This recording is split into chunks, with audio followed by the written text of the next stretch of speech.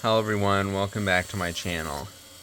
In this video I'm just going to be showing you this customized Dr. Stretch and Pull's torture factory and sort of discussing a problem that arose after I shipped this back to the viewer that sent it in. Basically, after sending it back, the guillotine stopped working, and it seems like it was caused by a couple things. Number one, since this had new custom lights installed, the NeoPixel lights like these are capable of drawing some decent amperage at 5-volt power levels.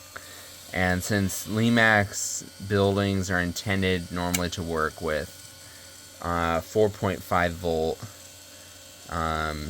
that's where sort of the conflict came up. Because basically the adapter that had been with this building was a 5-volt adapter, and this was how my viewer received it, was that it came with a 5-volt adapter for some weird reason. That's obviously not correct. So testing it here on my workbench area, it was all working fine, but then after I shipped it back, the guillotine promptly stopped working. And I'm going to go ahead and shut off the motors. This is one that I've customized with switch offable motors. But basically, here's the added Arduino, which is soldered onto the power rails of the Lemax board.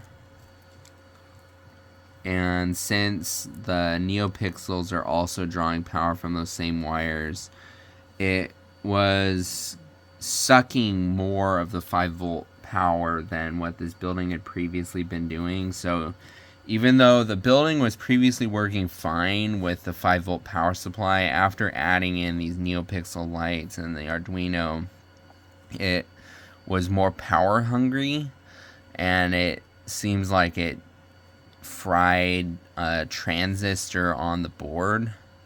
And this is what it looks like. I put it in tape so that I don't misidentify it, since I have multiple things sort of lying around. This is what one of the stretch and pull boards looks like. This is one that we had to buy for parts for this building, and basically I just was able to remove the transistor from the board here to replace the one that had died in here. How I was able to detect that the transistor had failed is a continuity test between the center leg and then the side leg. This is so hard to do left-handed with one hand. I'm not sure if let's just go ahead and put it in this claw. Let's see if we can get it to cooperate. We might have to get out a tripod, but basically by tapping between the two pins,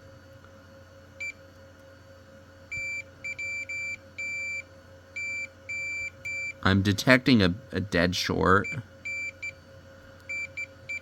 And I apologize for the bad camera work. This is too tricky to do, but you should not be getting a dead, beeping short. If I was able to hold these on there correctly, it would just be beeping steadily, because it's just shorted directly across. So no matter what, it was just connecting power. And so I was able to replace the transistor on the board, and thankfully everything worked again. It didn't do any further damage to the Lemax chip, so that was good. So I'm gonna be redoing my Arduino chips from now on. Now that I know this is a potential issue that might arise, is I'll be trying to route power directly to here, where the barrel plug is and where the shutoff switch is, because the Lemax wires are honestly pathetic with how thin they are. They don't ever try and use good quality thick material wires at all, so I'm not that surprised, I guess, that this became an issue. It's been fine before, but this is also the first time I've done a stretch impulse in this manner of having exterior lightning lights. So these are capable of sucking more juice than if I had just done the ones in here like I've done on past buildings. So I guess it makes sense why this came up. But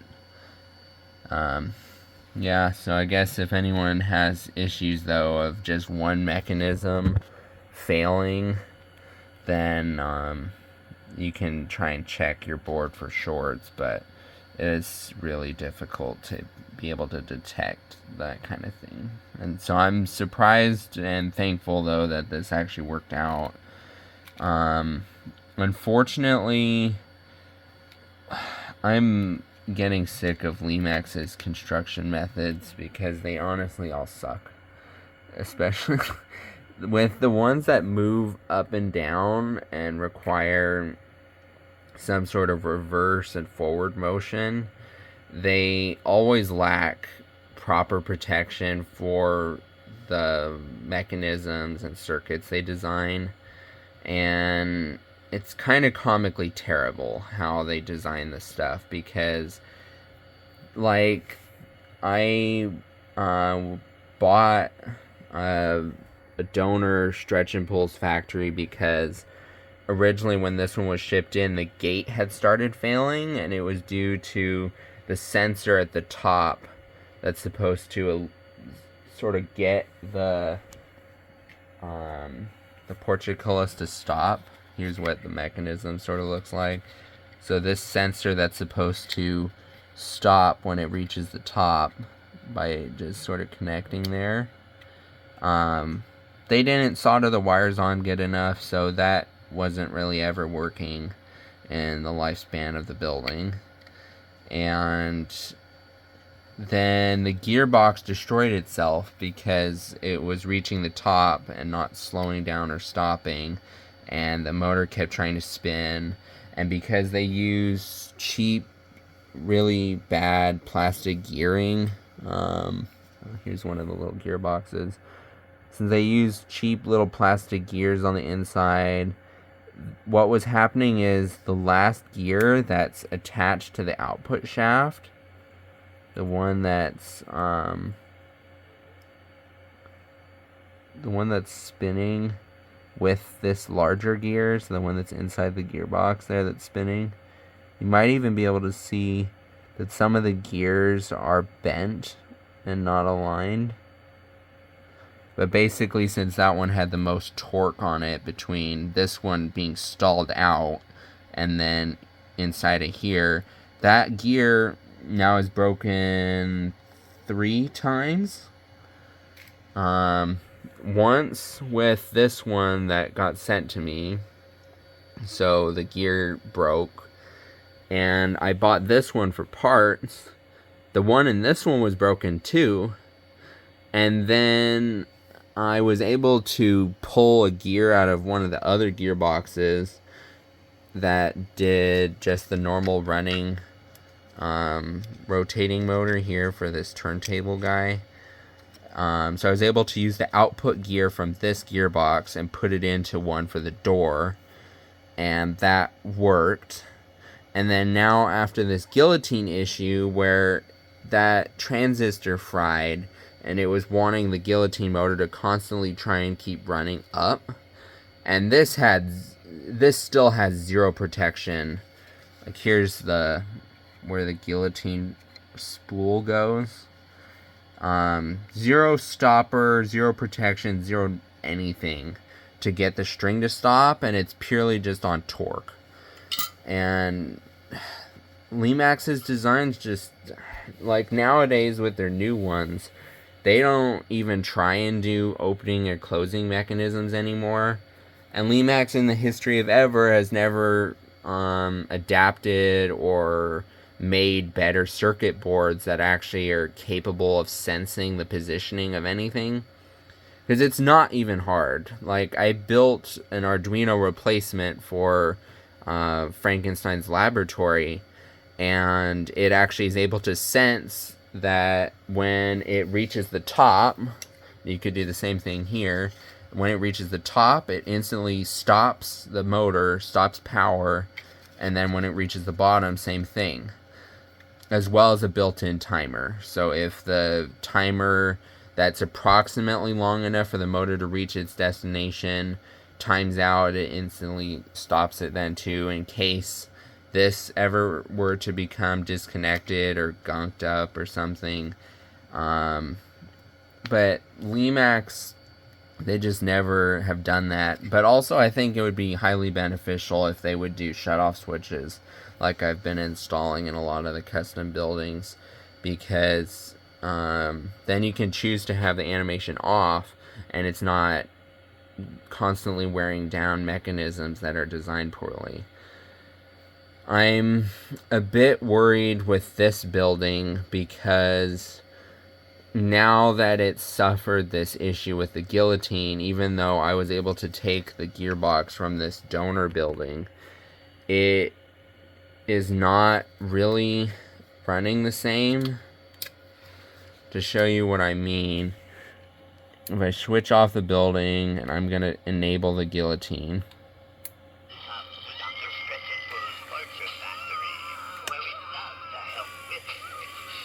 here it worked fine,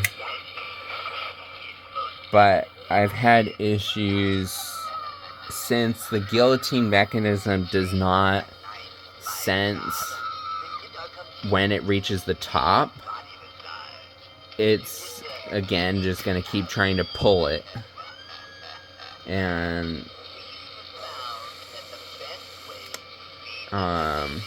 you can sort of hear slipping where there's a little click.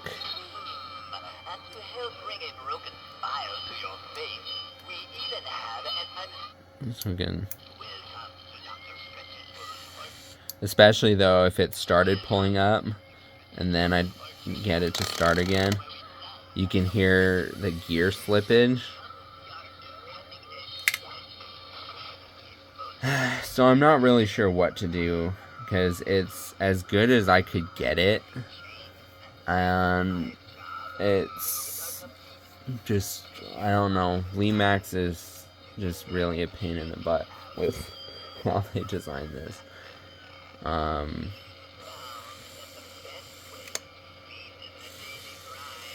I think how it is kind of better than what it was originally, because the slippage that you're hearing, if I could find here's the donor spool. I'll shut this off. Sorry for my whole workplace being kind of a mess, but this has been annoying to deal with. This gear is how the spool rotates, and then it engages with an output gear, this one, from the gearbox, and the gearbox is just sort of glued. It's glued right here, so it turns the spool when it sits inside of this slot. And the slippage that you're hearing is this gear that's outside the gearbox and this one. I kind of intentionally spaced them a bit further out than they would be from Lemax, so it is able to slip between this gear and this which is way stronger than these internal gears are. So over time, I believe this is a more reliable solution, but it is frustrating nonetheless that even though I've done everything I can to fix the building and get it back to as good working condition as I can, this is just a badly designed mechanism that I can't honestly help any further than I've already done.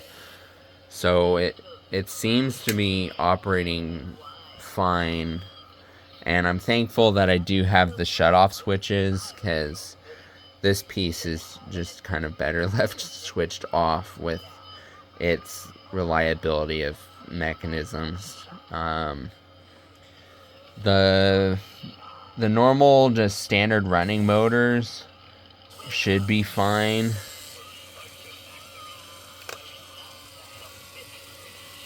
But it's just kind of how the piece is. So just figured I would do this video though, showing, since I've gone through so much turmoil now with this building, trying to resurrect it.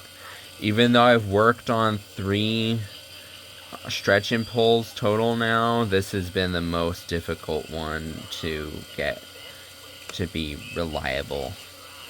The first one that I got, I kind of just got lucky that it was in perfect shape.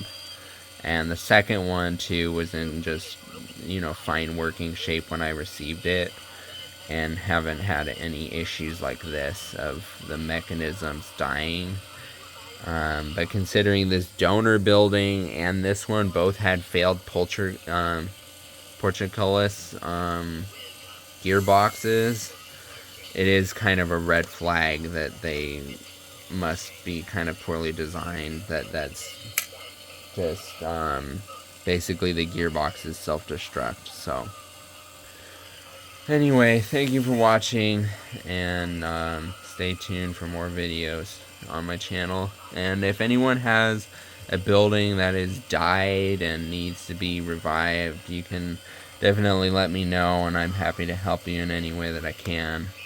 So yeah, just let me know, and hopefully though your buildings stay reliable for years to come and you never have issues with them. So thanks for watching, and stay tuned for more.